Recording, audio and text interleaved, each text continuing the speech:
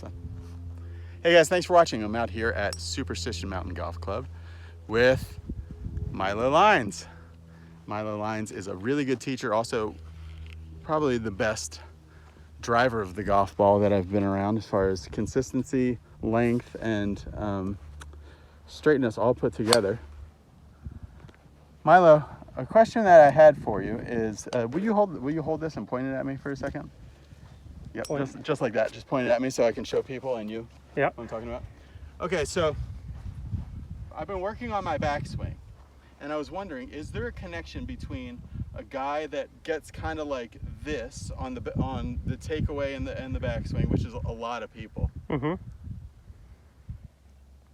and then being a little bit flipped at the bottom? Yes.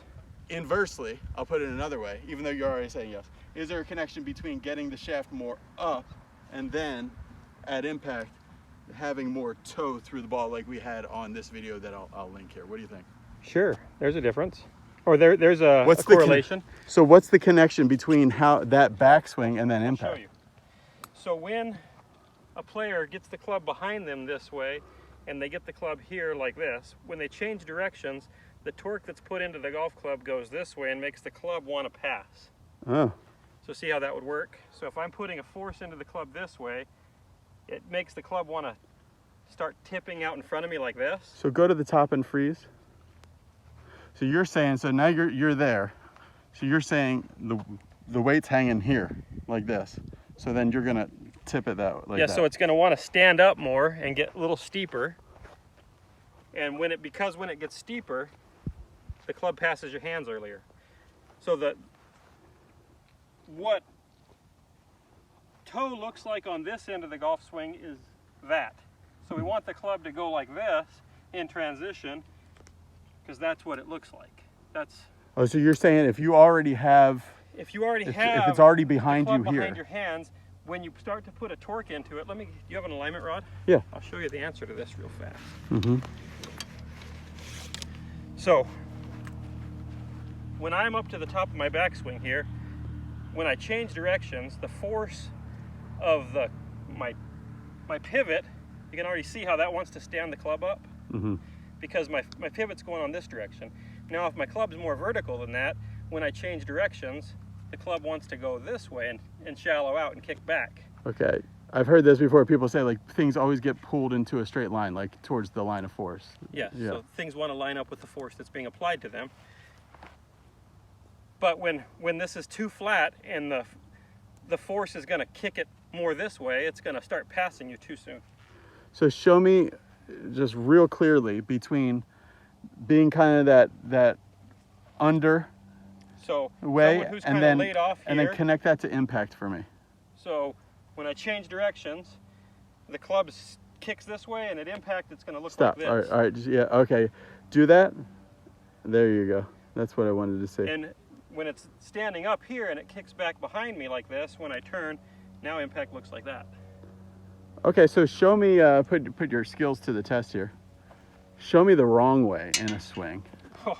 And it's kind of under to tip to flip. So somebody who goes kind of like this kind of a deal? Okay. Now show me the right way, or maybe even an extreme of the right way. So an extreme of the right way would be more like Matt Wolf, more stood up, shallowed out. So it'll be. Oh yeah, and you make good contact on that bad one, but there's probably 60 yards difference on those two shots. Oh yeah. Maybe more. Maybe more. Yeah. Because one turns the club into a whip, the other one gets the force moving and out in front of you too soon, so it can't.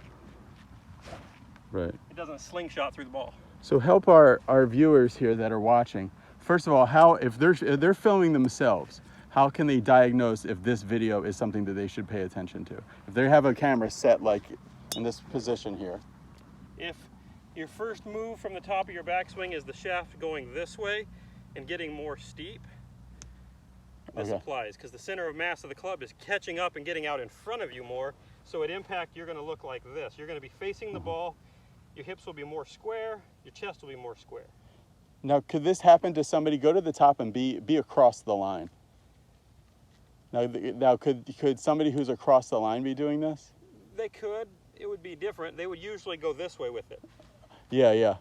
Uh-huh. So someone who gets across, when they start down, because they're steep, they're going to be moving their body up and in. I see. And their impact will look like that. All right, so our viewer has self-diagnosed and said, yeah, this is me. I go under with the club, and then the hands are kind of, and shoulders are kind of flat, and then shaft gets steepened in transition. What's the process to start reversing this? So I like to start with what's happening right off the golf ball. So as the player's taking the club away, I want the handle to feel like it's going down. So see how that handle's getting pushed down? Yeah. That makes the club stand up. So you want to feel the handle going down. Yeah. That stands the club up. Yeah, what happened for me was that when I was at Golf Tech or somewhere like this, working on, getting it back to a better P2. Yeah, what I did was, I did that and then kept getting it back to a better P2, but my hands got real far from my legs. Yeah, exactly like that. What's wrong with doing it that way? Well, you've disconnected. So your arms are no longer connected to your rotation. You want your arms to move the direction your hands are going to move them, or your body's going to move them. So you want your body to move your arms on an arc. Your arms don't go in a straight line. Okay. If they do, now you've got to figure out how to route them. So there have been players who did that, but then they figure out how to get their arms reconnected to their body somewhere along the line. It's just one more step more complicated. All right, so that's the first part, is that first little kind of press down, and so hands go down, club goes up. So you're going to feel like as the you stay hands connected. are working down and the club's working, so down and in, and the club's working up. Right. Then from there, and that gets your body turning on the right plane as well. Because when your hands go this way, your body gets too flat. Right. Then from there, in transition, for a guy that's used to being flatter shoulders and more like club behind themselves, they have a certain transition move that they do from there. So how do you, because I get kind of confused in the transition now that I'm taking this different takeaway, I kind of, well, what goes first and what happens when there? So if they're doing it correctly, if the handle's being pushed down and standing up the head, the shoulders are on the plane, now the first thing to go is the pelvis starts to unwind like that. You can see that makes the shaft want to do this.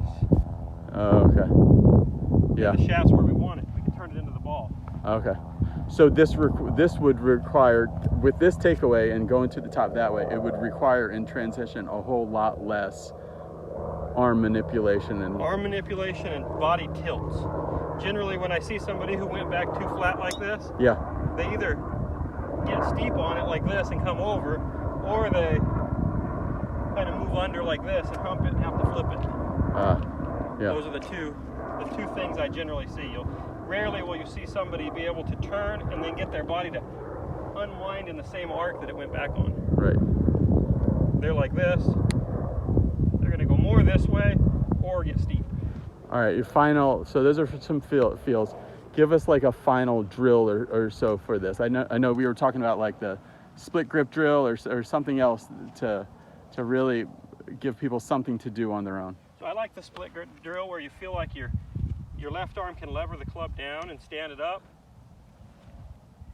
and hit it like that. Mm-hmm. Oh, and actually hit balls like that? You can actually hit little shots like that. Oh, really? Oh, that's so nice. Like a little hockey shot? Yeah, that's really nice.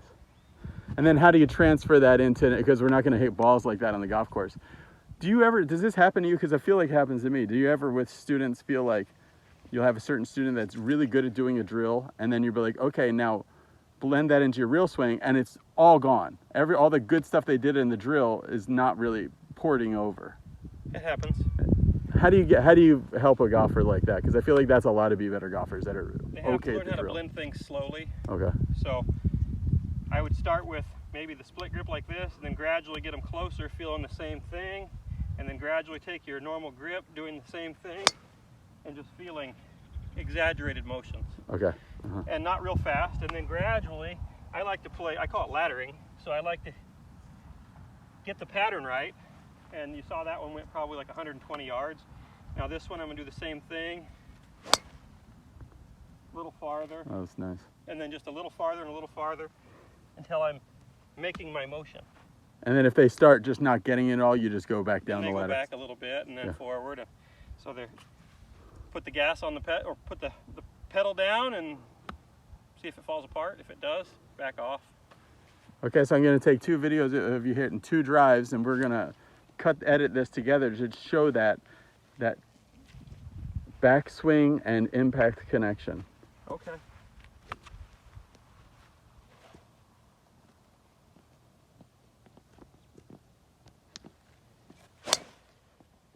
Oh, so good. All right, and then here's your tee. We got a face on. So this is just ingrained for you. This is like something you never think about anymore, huh? No. Yeah. Took me a while to fix it. Is it something that you end up? Than you. Oh, really? When I first started, I went like, my backswing went like this. Oh, the hands went straight away from your body and the club went went straight away, and the club actually drug on the ground back that way. Yeah, you see a lot of like strong grip, real athletic guys having that. That's what I did it to start with, and then I gradually started to get the club to work on plane. But you just figured that out on your own. Yeah, I watched a lot of good players do it. And oh, I see. Copied them. Yeah, so good. Right on top of the other one. All right, Milo, people can find you at Golfletics on Instagram and where else? Golfletics on Instagram and Golfletics on YouTube. Here on YouTube. Thanks for watching, everybody. We have a whole bunch of videos coming up with Milo. Here from Superstition Mountain. I came out here for a couple days to film with Milo, and also Dr. Scott from Swing Catalyst is coming out here with his Swing Catalyst plate. We're going to really be getting into the driving force in golf and the ground force production, making a really big video series about that, and also a lot of videos that you'll see coming up soon on Be Better Golf. Really one of the biggest projects I've ever done, so I'm really excited about that. So in order to see all that stuff, click the subscribe button and also click the little bell, because we'll probably be doing some live broadcasts from here as well. See ya. Bye.